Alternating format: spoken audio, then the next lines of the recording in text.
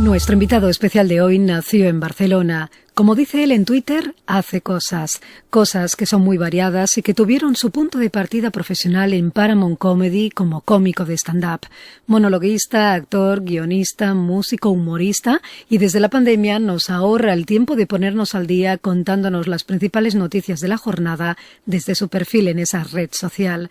Le conocimos mucho antes, especialmente gracias al éxito del programa Sé lo que hicisteis. Poco después se puso al frente del espacio de divulgación científica Órbita Laica en la 2 y llegaron más oportunidades de verle en la pequeña pantalla en diferentes cadenas. Por si las voces vuelven, publicado por Planeta, es su primer libro. En él cuenta cómo vivió el brote psicótico que sufrió en 2017, que le obligó a estar ingresado varios días en un hospital psiquiátrico y a afrontar la vida con otra mirada. Damos la bienvenida a Ángel Martín.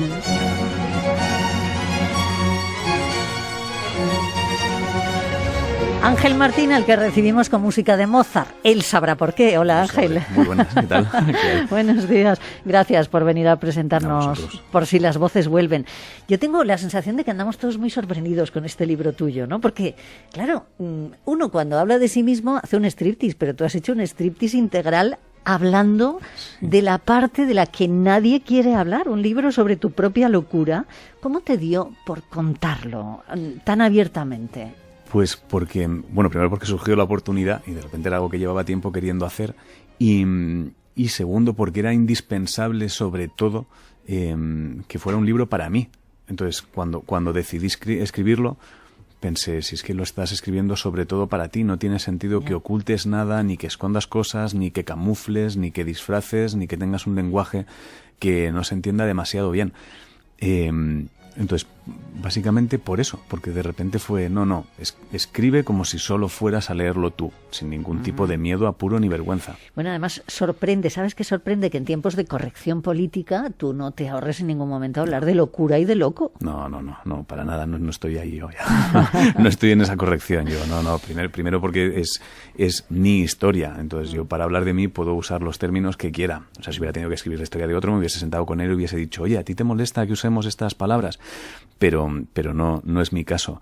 Y segundo, porque a veces creo que en esa preocupación por el término que se utiliza para hablar de algo, nos olvidamos prestamos atención en la línea equivocada. O sea, que muchas veces veo a gente diciendo, ha tirado por la ventana a esta persona mientras le llamaba borracho y no sé qué decir borracho. Y es, no, hombre, lo que no hay que hacer es tirar por la ventana. Luego ya nos ponemos con lo de si se puede usar borracho o no. Tú reconoces que en 2017 estuviste loco, tanto como para que te ataran a la cama de un hospital para que no te hicieras daño. ¿Ahora te sientes como un ex loco? Sí, ese. Luego hemos encontrado otro término. A raíz de empezar a hacer entrevistas y charlar con gente, me muevo entre ex loco y nuevo cuerdo. Estamos ahí como decidiendo cuál nos gusta más. Los dos están bien, los dos me parecen perfectos. Bueno, en este libro tú propones a los lectores jugar contigo a ver el mundo como si estuvieran locos también, ¿no? El 4 de junio de 2017 ingresaste en el ala de psiquiatría del Hospital Puerta de Hierro con este parte. Paciente varón de 39 años acude a urgencias expresando ideas extrañas. Claro, tú en ese momento confiesas que tu vida consistía en vaguear, beber, fumar hierba y consumir éxtasis de vez en cuando. No parece un plan muy estresante, pero también dices que cuando uno está loco no tiene demasiado tiempo para aburrirse, porque el lío lo tiene en la cabeza. ¿Cómo crees que influyeron las drogas en tu situación? Hombre, desde luego aceleraron el proceso, muy probablemente. O sea, yo creo que hay gente que tiende a pensar, claro, pues si no te drogas esto no te pasa, y es delicado, porque realmente si no te drogas te puede pasar exactamente lo mismo. Obviamente si te drogas lo más probable es que te acelere el proceso. Pero las drogas no son el sí o sí de acabar ahí. Pero en mi caso lo aceleraron. A raíz de escribir el libro y de contar mi situación, mucha gente me ha escrito diciendo, oye, yo he pasado por lo mismo y por si te sirve para saberlo, yo no tomaba ningún tipo de droga. Entonces, me parece súper importante que la gente entienda eso. Coquetear con las drogas es lo peor, para acelerar eso sin ninguna duda. Ya. Bueno, nadie se vuelve loco a propósito y tú aseguras que volverse loco no tiene absolutamente nada malo, pero yo digo, hombre, mucho bueno tampoco. Tiene mucho bueno, ¿eh? ¿Sí? En realidad tiene muchísimas cosas buenas al final del mientras libro, estás ahí. Bueno, después hablaremos un poco de las cosas buenas, pero... Claro, mientras estás ahí, sí. Tiene muchísimas cosas buenas. No tiene nada bueno para quien no está ahí y quien está acompañando. Eso es terrible porque no entiende lo que sucede en la otra persona. Pero yo, claro, muchas veces me dicen, ¿pero cómo puedes decir eso? Y es, hombre, yo vengo de un sitio donde hablaba con los perros, amigo, y aquí no. Sí. Es mucho más divertido. Entonces, hay cosas que solo puedes entender si has estado ahí. Es decir, cuando tienes la sensación de haber descifrado el universo y tienes la sensación de que absolutamente todas las piezas están encajadas y existe un porqué de todo, la sensación de maravilla es increíble. Es increíble. Es una sensación que es muy difícil conseguir en un estado normal. Muy difícil. Entonces tiene cosas malas, claro, muchísimas. ¿Y es una sensación que ahora echas de menos? Sí, en ocasiones sí, por supuesto. En ocasiones durante mucho tiempo echas de menos algunos momentos de paz que llegas a sentir mientras estás ahí, porque es que has encajado todo. Entonces, mientras tú y yo estamos hablando aquí, pues hay muchas cosas que no tienen ningún significado. Pero mientras estás sufriendo un brote psicótico, el hecho de que tengas un termo blanco donde pone café, etcétera, etcétera, significaría algo muy bonito. El hecho, o sea, todo tiene mucho valor. Ya, es imposible saber en qué momento las cosas empiezan a ir mal en tu cabeza. Es decir, es imposible saber en qué momento empiezas a volverte loco. En mi caso es imposible saber cuándo sucede porque no hay... Imagino que habrá gente que de la noche a la mañana suceda algo en su vida y haya un evento que realmente le rompa la vida. Es muy probable que haya gente que tenga situaciones así. Yo no es mi caso y creo que el 90% de personas somos exactamente igual. O sea, vamos acumulando, nos vamos guardando cosas, no vamos comentando, vamos como... tapando algunas emociones y entonces es muy probable que ese vaso, que a lo mejor cuando se llena de cordura hace que la cabeza se vaya a otro sitio, se desborda, pero es a poquitos, a poquitos. Entonces, en mi caso no hay ningún evento que diga, es que a partir de aquí fue cuando de repente yo creo que empecé ya a irme a otro sitio. Tu cabeza estaba llena de voces, eso cuentas en el libro, y a veces voces reconocibles. Sí.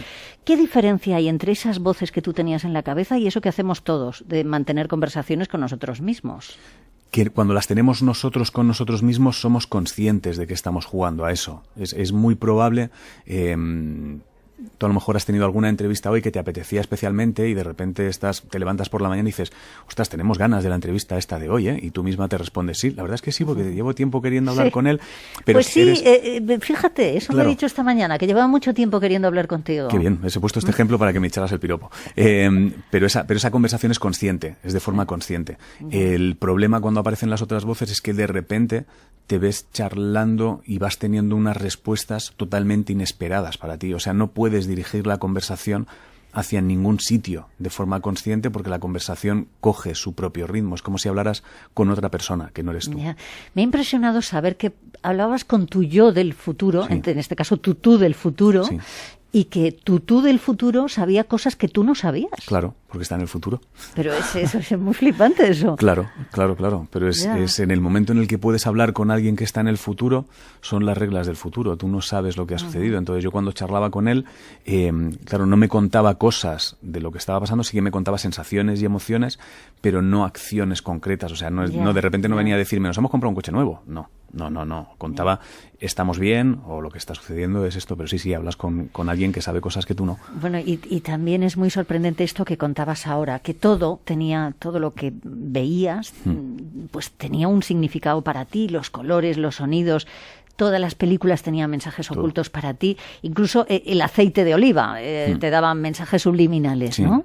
Eso es como impresionante. Hablar mentalmente con un perro, como nos contabas, o pensar que la gasolina era un placebo. Sí, tú, o sea, hay un momento donde todo, como todo tiene un significado, todo tiene una explicación. Entonces, generalmente, los argumentos por los que llegas a esa explicación son perfectos, o sea, son perfectamente creíbles. No entras en un mundo mágico en el que las lámparas hablen como tal, ni los perros hablan moviendo la boca. O sea, tú te comunicas con ellos en otras frecuencias. De repente el coche, la gasolina es placebo porque a lo mejor tu depósito pone 0 y el coche sigue en marcha. Obviamente sigue en marcha porque cuando pone 0 en un depósito de gasolina todavía hay un pequeño depósito para que tires unos cuantos kilómetros más. Pero como pone 0 y el coche está en marcha, tú dices que, pues claro, puedo tirar sin gasolina. Interpretas que es hasta un que te quedas placebo. tirado con el coche. Claro. Pero cuando te quedas tirado con el coche, el cerebro encuentra alguna señal de que el hecho de haberte quedado tirado con el coche ha sido provocado por el universo para descubrirte otra cosa que no hubieses descubierto de otra forma. Estamos hablando con Ángel Martín sobre la experiencia que cuenta en este libro, Por si las voces vuelven. Tú dices que jamás hay que intentar convencer a un loco de que lo que está viendo o sintiendo no es real. Jamás. Es decir, si tú me hubieras dicho, oye, tu tetera me está dando una señal, yo no debería decirte, no te puede dar ninguna señal. Jamás, porque me la está dando. Eso es lo que yo creo que la gente tiene que entender. Al menos en mi caso, yo repito siempre que yo hablo de lo que yo he vivido. Obviamente cada uno tendrá su historia. Pero lo que yo he vivido, todo es real. Entonces, se te generan las emociones que se generan cuando algo es real. Quiero decir, no hay más. O sea, ni siquiera hay una forma distinta de explicarlo. Si tú y yo estamos hablando aquí y yo te digo de repente cómo se nota que sabes que los termos tienen que ser de metal para que la energía chunga no entre, y tú tratas de explicarme, no es de metal, pero lo de la energía chunga y no sé qué, es muy probable que te conviertas en un enemigo. Porque eres alguien tratando de convencerme de que eso que yo estoy pensando no es verdad. Es muy delicado, muy delicado, mucho. Lo peor de lo que viviste, de ese brote psicótico, es que tu cabeza no creaba una sola historia, creaba un montón de historias. ¿Cuántas tramas podía haber en tu cabeza? Infinitas, no lo sé. O sea, yo he hecho una enumeración de algunas en el libro y lo he limitado un poco por no convertir el libro en un anecdotario de cuántas cosas suceden.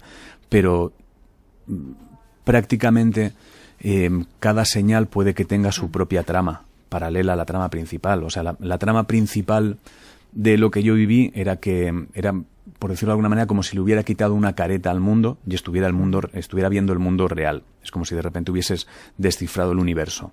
Pero una vez descifras el universo, cada cosa tiene un valor nuevo también. Es decir, en el momento en el que tú descubres que los colores no están puestos porque sí en los sitios, cada color significa algo distinto y eso te da una nueva trama y eso te lleva a un lugar. Entonces yo tenía muchas tramas. Yo estaba en una nave que recreaba milimétricamente a la Tierra viajando a otro sitio. Yo descendía de unos dioses donde todo era nuestro. O sea, hay infinitas tramas. Son infinitas.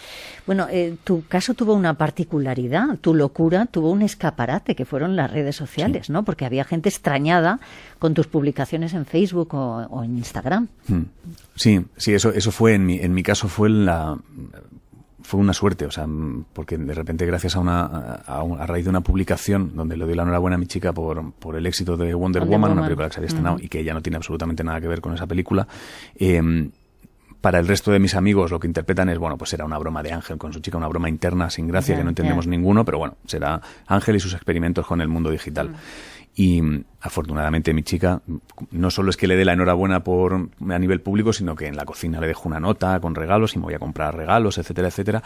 Entonces ella es la que de repente dice, no, aquí está pasando algo que no tiene ningún sentido. Aunque tú dices que la locura se camufla bien con las rutinas. Tú, por ejemplo, seguiste actuando. Sí, durante mucho tiempo, claro. Pero porque tú sigues actuando porque tú estás viviendo en varias frecuencias distintas. Entonces, aunque tú estás yendo aunque lo que la gente ve es un tipo que está yendo a actuar, se sube a un escenario y hace una función, tú eso lo estás haciendo con una intención que es distinta a la que la gente cree. O sea, yo la actuación previa que hago a estar ingresado, yo realmente estoy teniendo una actuación ya en el planeta nuevo al que íbamos. Entonces el público para mí no era público, eran muchos yoes. Si alguien ha visto la carátula de cómo es el John Malkovich, yo creo que es la forma más sencilla de entenderlo. Es como si yo estuviera sentado viéndome a mí mismo. Entonces, claro, tú tienes intenciones distintas en lo que está sucediendo. Bueno, un día hay una gota que colma el vaso, acabas en el hospital, que a ti te parece una escape room, una habitación de escape. De hecho, intentas escapar. Sí. Y es muy divertido lo que cuentas del hospital. Fíjate qué triste, pero que como lo cuentas con humor. Dices que tu ego se disparó. Sí. Y entonces empezaste a decir aquello de, oiga, que yo, Claro. yo he salido en la Claro, tú tele. quieres salir de allí, claro. No, a ti cuando te das cuenta de que te están ingresando, hasta que el cerebro encuentra una nueva trama que crear para que te relajes un poco, tú lo que quieres es salir. Entonces, de repente a mi cerebro, no sé por qué, te doy mi palabra que nunca he usado esta estupidez de soy el de la tele, cuando me enseñan la habitación donde me proponen que me quede, yo la veo y digo, ni de broma me quedo yo en esta habitación, tú no sabes quién soy yo, a mí me metes en otra habitación porque yo no sé qué, se me dispara esto a niveles muy chorras, y entonces me dicen, vale, lo entendemos. Se van un rato, me enseñan otra habitación y me dicen, ¿esta? Y digo, por supuesto, en esta sí me quedo. Es idéntica a la otra, ¿eh? ¿no? Idéntica, sin ninguna, vamos, idéntica. No hay habitaciones VIP allí. Bueno, en todo este proceso que has vivido hay varios momentos críticos. Uno de ellos fue precisamente salir del hospital, cuando todo el mundo se alegra de que estés bien, pero ¿tú estás bien cuando sales del hospital? No, tú no has estado peor en tu vida. Esto es importante que la gente lo sepa. No has estado peor en tu vida que cuando sales del hospital. El problema es que para la gente que te ve, creen que ya estás bien porque estás saliendo del sitio donde se supone que estabas mal. Entonces la gente lo que cree es, relaciona el que te dan el alta con, pues ya estás fenomenal. Olvídate, es el momento en el que peor vas a estar. No sabes quién eres, no sabes qué ha pasado, no sabes de qué va el mundo y no tienes ningún catálogo de emociones. Es el momento en el que peor estás. Y además vas a tener que fingir porque todo el mundo te va a decir, qué bien, ya estás fuera. Y es, no. Además cuentas que la medicación que te dan pues te hace sentirte como el ser más inservible del planeta. A mí sí, en mi caso era demoledora. Sí, yo tomaba 3 tipos de medicinas, antipsicótico, antidepresivo creo que era, y lorazepam.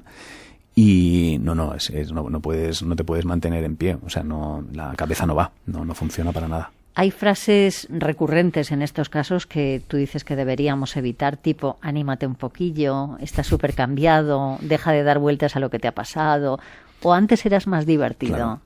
Claro. Eso es como si te acercas a un ataúd ya con el cadáver y dices, pero venga, levántate, ¿no? Es como, no se va a levantar, es que está muerto, es que no hay otra. Entonces, cada vez que sueltas frases de esas a alguien que está intentando recomponerse, es que le estás hundiendo. O sea, no lo haces a propósito. Quiero decir, lo que todos solemos hacer es cuando vemos a alguien que está de bajones, venga, hombre, pero anímate, date un paseo, que podría ser peor. Y lo que no entiendes es que para esa persona no podría ser peor. Es que no puede ser peor, es imposible, peor no. Bueno, y hay otra cosa también, gran equivocación que cometemos las personas sin querer, y es que las personas que están cerca de ti están muy pendientes de ti, están controlando tus movimientos por si haces algo raro. Claro. Sí, pero eso es que es complicado, es una situación muy complicada porque hay muchas cosas que puedes analizar a posteriori, cuando estás bien y desde un lugar en el que puedes ya reflexionar sobre todo lo que has vivido, pero es que hay que entender que la gente que está a tu lado es que tiene mucho miedo. Claro. Es que no sabe qué hacer. Entonces, como te han ingresado por hacer cosas raras, van a estar analizando milimétricamente cualquier cosa que hagas para ver si es rara o no. O sea, si a ti de repente acabas de salir del hospital y te apetecen palomitas, por decir algo, no tiene ningún sentido, pero de repente dices, hostia, me apetecen palomitas, y no has tomado palomitas en tu vida, la otra persona probablemente diga, pero ¿por qué palomitas ahora? ¿Por qué? ¿Qué está pasando? Porque el miedo está instalado en todo el mundo. Tú dices que te costó mucho volver a hablar sin sentir miedo. Claro. ¿Es lo que más te costó? Sí, es de las cosas que más te cuesta, sí. Sí, sobre todo porque tienes mucho miedo a que algo se interprete, a que alguien interprete algo de lo que estás diciendo como vamos a llevárnoslo rápido a ver qué está pasando aquí. Entonces es muy delicado, sí. En mi caso sí. En mi caso una de las cosas que más me costó fue volver a hablar. Hablábamos antes de que no todo ha sido malo en esta experiencia. Una de las cosas buenas que te ha dejado esto es que no le tienes miedo a la muerte, dices. No, sin duda. No. Nunca he sido un tío muy temeroso de la muerte, nunca he sido. Es como que estaba ahí, pero nunca me ha preocupado. O sea, que hay gente muy obsesionada con eso. Sí. Pero no, como durante este proceso hubo... Una de las anécdotas, entre comillas, por las que tuve que pasar fue morir para cambiar de plano. Pues es que mi cerebro cree que hemos muerto. Claro. Entonces, claro, de repente... llegaste a conversar con la muerte. Sí, negocié con ella para que fuera una cosa placebo. Sí, era una movida bastante grande. Tuve una conversación bastante interesante con la muerte y el universo. Sí, fue un día bastante movido, no te voy a engañar.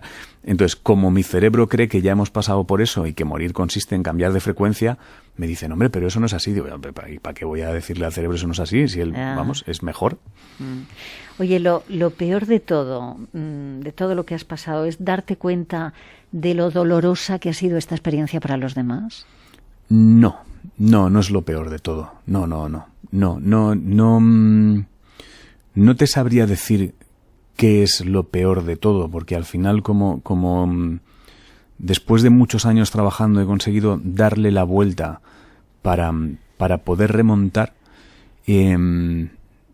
No tengo algo que te diga lo peor de todo. Sé que hay algo terrible en el sufrimiento que se haya provocado en los demás, en el desconcierto y probablemente en la sensación de que los demás, yo no puedo trabajar en rebajar el miedo de los demás. Es decir, entonces los demás, los que estén asustados por si esto vuelve a pasar o no vuelve a pasar o qué habrá sido, yo eso no puedo entrar en tu cabeza a decirte, oye, voy a bajar los diferenciales de tu miedo. Eso, entonces cada uno tiene que gestionar el suyo.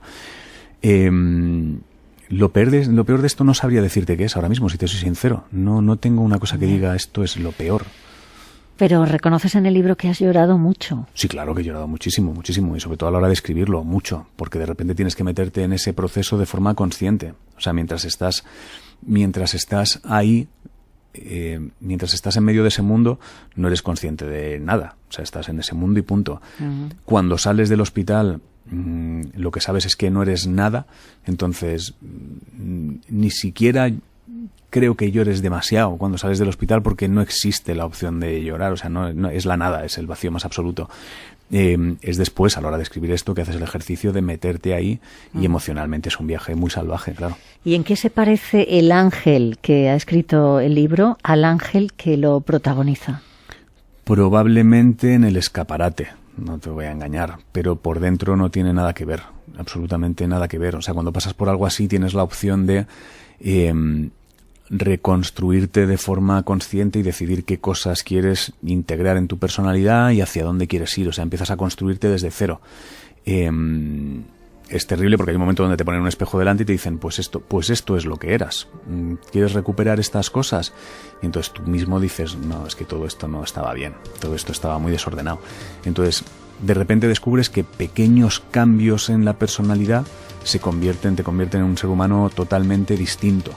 O sea, no es que fuera un mal tipo antes, pero de repente descubres el valor de escuchar, descubres la importancia de hablar. Me ha gustado mucho eso del valor de escuchar, de lo que hablas ampliamente en la última parte del libro. Yo no lo conocía, yo era de los que mientras la otra persona está hablando vas pensando en la respuesta que le vas a dar o ya sabes lo que vas a decir antes de que el otro termine. Y dices, pues es muy raro que sepas lo que vas a decir antes de que el otro termine de hablar porque no sabes lo que va a decir el otro.